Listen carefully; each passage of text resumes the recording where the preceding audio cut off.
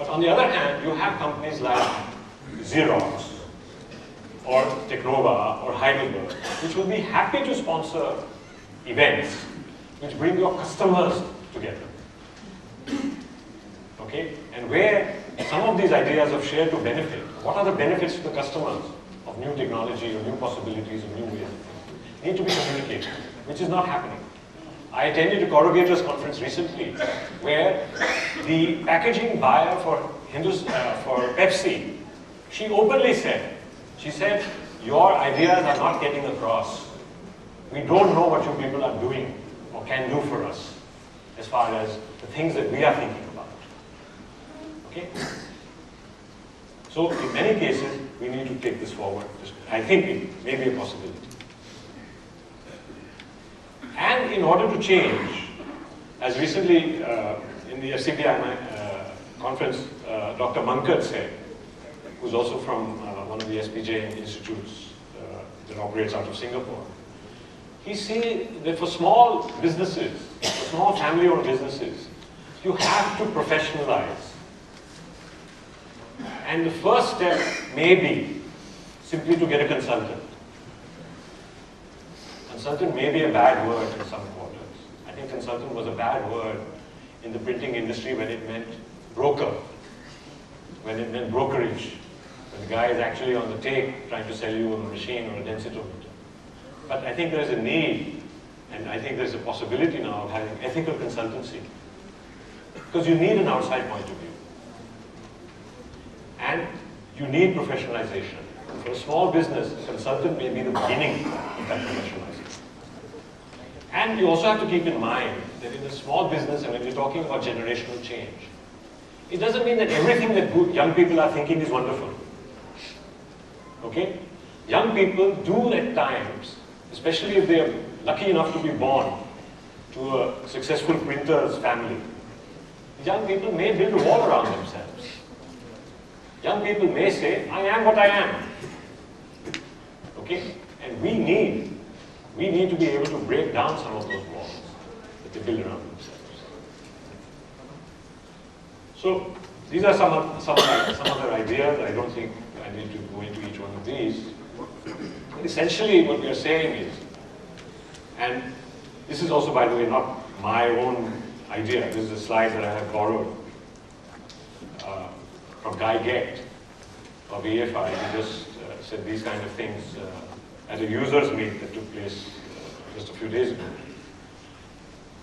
You need there are things that we need to do as an industry, which you are doing in the share to benefit kind of program, and which we need to do maybe even in terms of working with the business school to create case studies, okay, to go deeper into the information we have.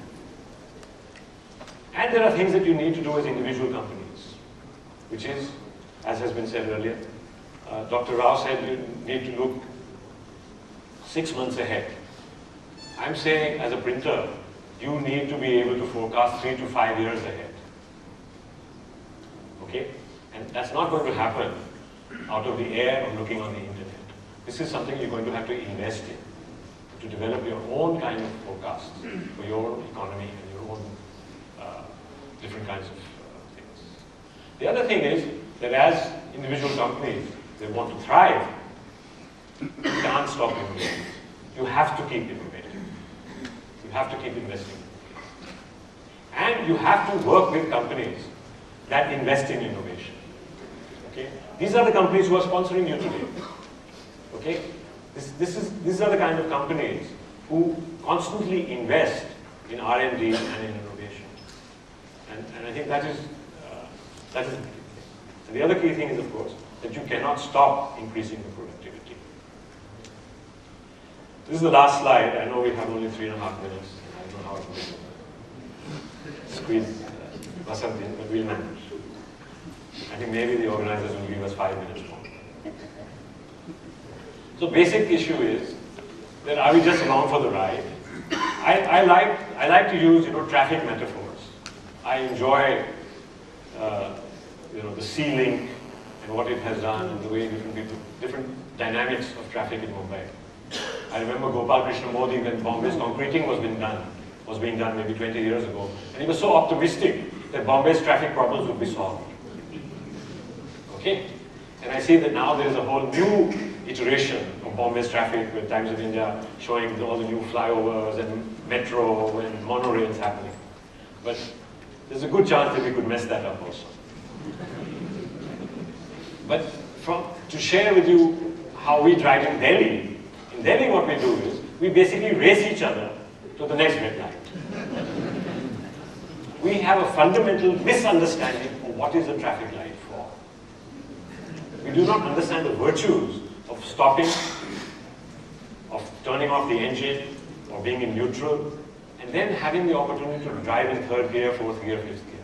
We prefer to actually drive each other mad. Create a suicidal situation in first gear, second gear, and do all kinds of crazy things. So we race each other to the red light. Okay. So I think that's what we need to change.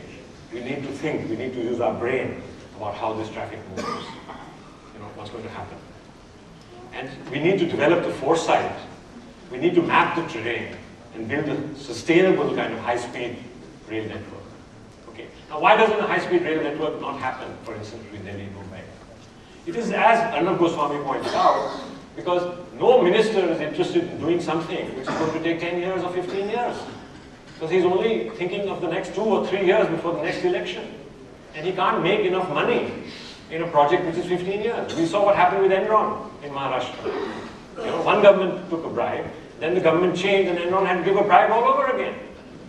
Okay? So this is why we don't have high-speed, sustainable industry in that sense. So we need to change that. So now I will basically invite Vasant to share some of his views. I have known Vasant for quite a while, known his father also. And I met him when he was in the business. Then when one day Vasant says to me, I'm going off to business school. I'm going off to SP Jain in Mumbai. So naturally I said, great, wonderful. Because it's good that if you work in the business, then you should go to business school. And that's what he did. And the next, so basically I think it will come out now. Let me ask him a couple of questions. So I have 31 seconds. So I think we'll go to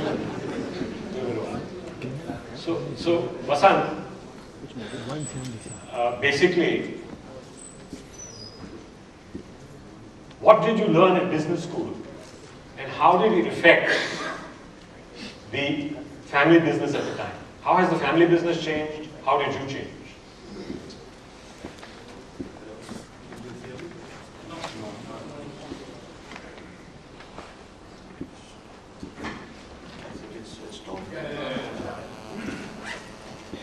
Thank you, Naresh, for half an hour of comfortable sitting there. So thank you, labels, security printing. And I was thinking about enabling change and growth.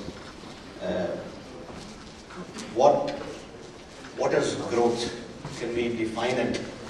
To somebody it could be top line, bottom line, market share, anything. And I will take small time to take my perspective on enabling change and growth here, and just to share my thought because I was thinking here. What business are we in today? If any one of you would like to answer that.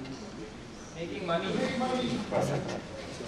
So, growth, what is growth? Do we have our targets for growth? Do we know what growth for us means?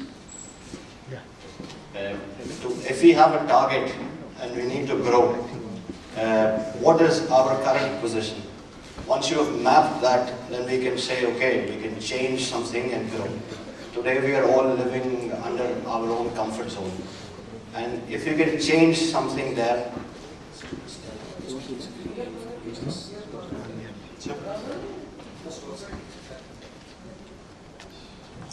we can grow. So, I mean, you talked about a lot of macro level changes that we can take. And I was thinking, what can we do really small to grow? What changes can we bring in? Can we throw a unprofitable customer out? Can we change some products that we are doing? Can we change the way we are manufacturing certain kind of products? Can we specialize in something? Can we focus on a niche product line? So these things, to me, even a small change like changing your press to a higher specification will change something, and then you can enable growth. So in my case, when I went to study in SP Jain and in family managed program, that was a big change for me. And that also changed a lot of things in my company, which I was able to take back. Which will also incorporate into my next topic about thinking big. So when I went for the interview, it was a group interview, and about seven or eight of us were sitting there in front of a panel. And there were various questions they asked us, and we were all answering them. And it was very jovial setting. The last question that was asked from everyone was, who do you idealize? What do you think you want to do? So we were young kids, and everyone said, I idealize my father, my grandfather. He was nothing, and he's brought up this company, and he's doing so well. Okay. And the teacher, the panel listened to everyone, and then I think they laughed. And they said, really? Is that your idea of growth and what you want to do? Why can't you idealize Dhirubhai Ambani or Tata's? So that was the first moment of change, of thinking big as well. That really opened my head about thinking big and changing. So what has changed? This was a very big factor. I was thinking what my father is doing is good. And then there was a change. Can I look outside? Can I look to others? Can I see what others are doing better than us? And change. So that. I ask one more question of Rasan. Actually, I have two more questions, but I see that we're running out of time. I would like to talk a little bit about this idea. One of the things that Vasant has said to me, and he's repeated, I keep questioning him, do you really mean this? He says, we can take on the Chinese. Gobson's, as you know, is a big book printer. It's an exporter. It attends the Frankfurt Book Fair. It does all these various things, London Book Fair, etc. It's an established book exporter. It's also set up a new plant in Shivakasi. Okay, it's quite a brave thing. He actually told me at one point that he's going with his wife and young child to this huge plot in Shivakasi. He's even bought a tractor because you can't build a building so large, might as well do some farming on the side. So, but basic thing he kept repeating to me is that we can take on the Chinese. And there are one or two ideas connected with that. And I would like to speak about it. I'll repeat myself. We are cheaper than China. Again. And it's the question of knowing where you are cheaper and how you are cheaper. You can't be cheap or better or whatever you can call it everywhere. And there's a very small example that I would share to counter this.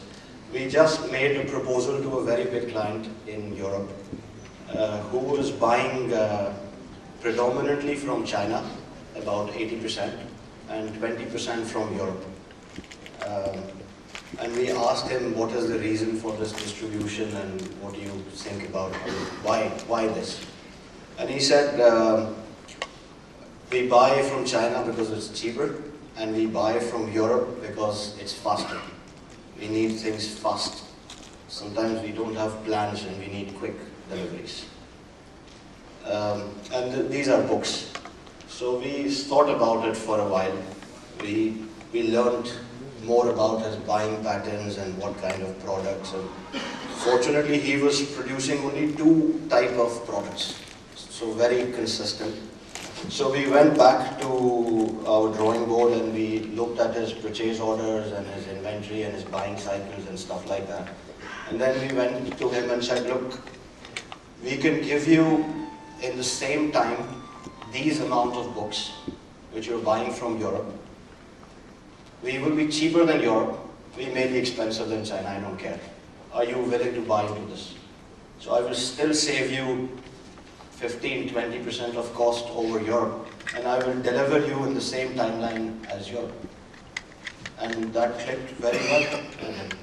So I don't know if China is cheaper or not, I don't care. Printers.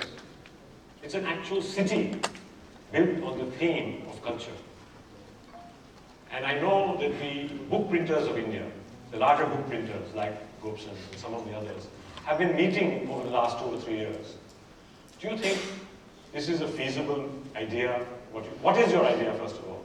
What do you think of the chances of it happening? What is needed to make it happen?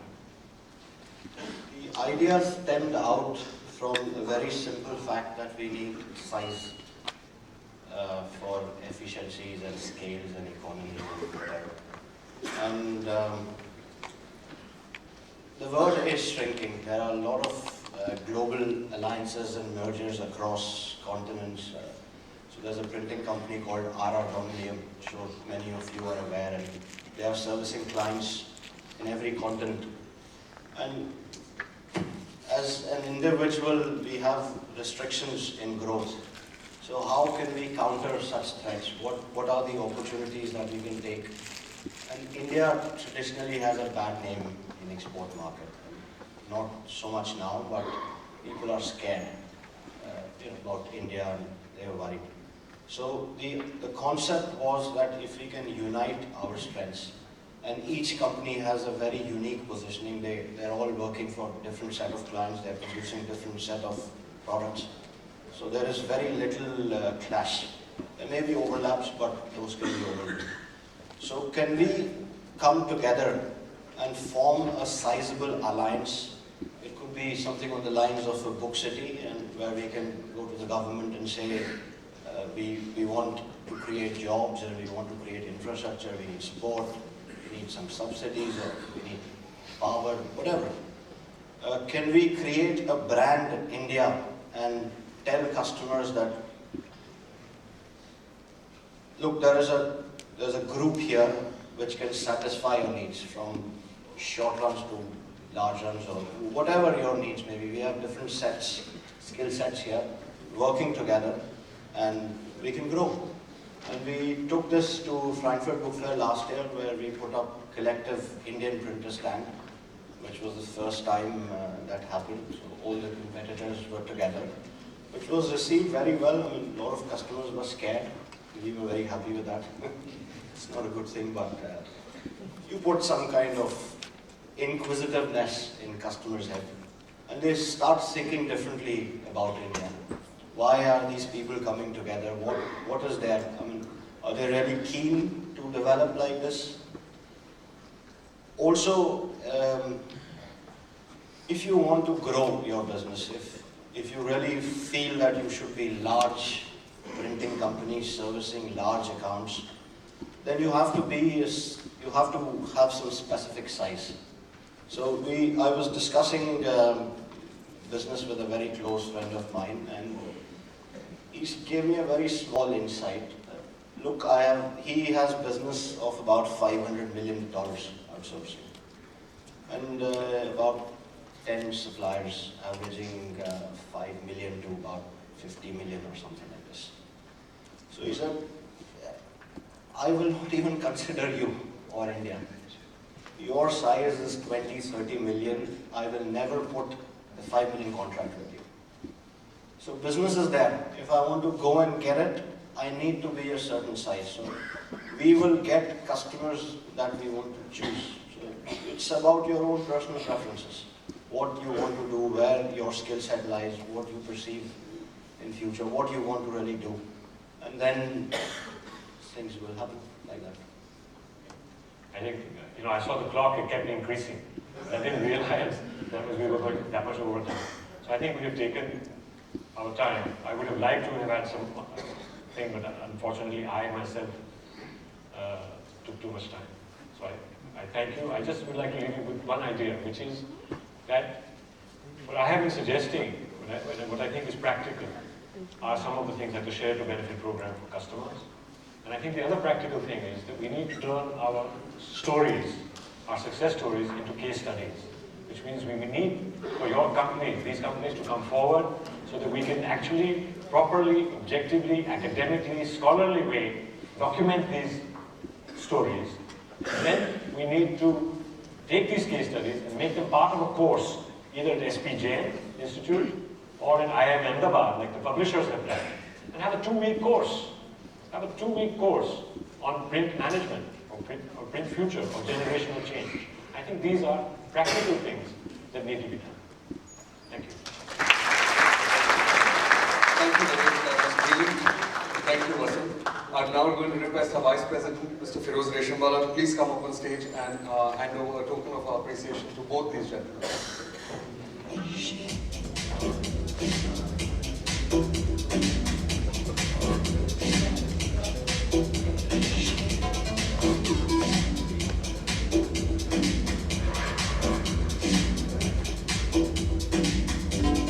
Big round of applause for Naresh Khanna.